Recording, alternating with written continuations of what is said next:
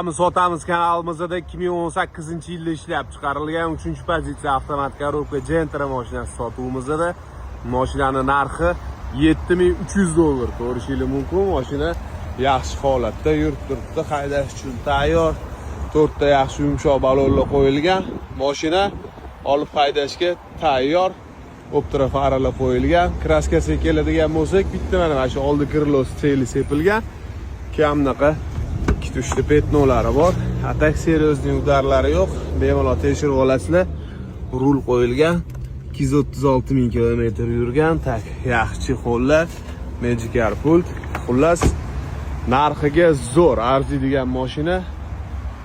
2018 3-pozitsiya avtomat. ABS'larigacha ham bor. Narxi $7.300. Kimga qiziq bo'lsa, pastda nomer qoldiraman. Bemalol telefon qilib baraka qilishingiz mumkin.